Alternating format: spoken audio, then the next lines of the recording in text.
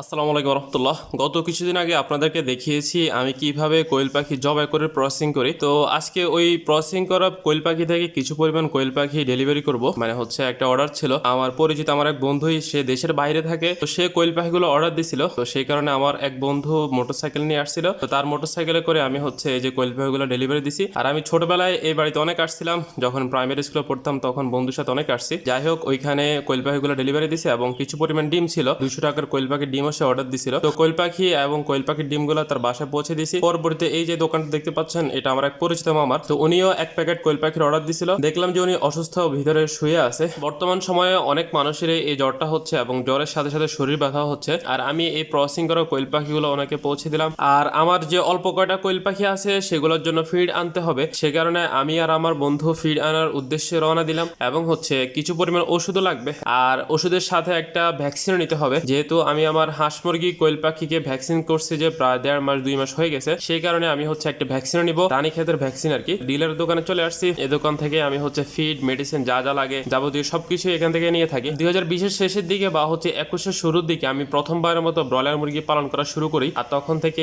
এই ডিলারের সাথে পরিচয় আমার। যাই হোক, কিছু প্রয়োজনীয় ওষুধপাতি এবং হচ্ছে 25 কেজি ব্রয়লার গ্রোয়ার ফিড ওনাদেরকে দিতে বলছি, এবং তার সাথে এক বস্তা লেয়ার 1। আর যাই হোক, আমি আমার বন্ধু এই যে মোটরসাইকেল নিয়ে নিয়েছি এক বস্তা লেয়ার 1 এবং হচ্ছে 25 কেজি ব্রয়লার গ্রোয়ার, আর হচ্ছে কিছু প্রয়োজনীয় মেডিসিন এবং তার সাথে একটা ভ্যাকসিন নিয়ে নিয়েছি। আমি সাধারণত ফিডগুলো রিক্সা দিয়ে নিয়ে থাকি, যেহেতু ফিডের পরিমাণও কম, এবং মোটরসাইকেল নিয়ে বের হয়েছি কিছু পরিমাণ অর্ডার ডেলিভারি দেওয়ার জন্য, সেই কারণে হচ্ছে ফিডটাও মোটরসাইকেল দিয়ে নিয়ে আসছি। এবং আসার পরে এই যে দেখেন, মাশাল্লাহ, এক জোড়া হচ্ছে কবুতর বাচ্চা। আমার এক রিলেটিভই এই বাচ্চাগুলো অর্ডার দিছে, সেই কারণে তাকে হচ্ছে এগুলো পৌঁছাই দিচ্ছি। তো ঠিক আছে, আজকে এই পর্যন্তই। সবাই দোয়া করবেন, ভালো থাকবেন। আল্লাহ হাফেজ, আসসালামু আলাইকুম।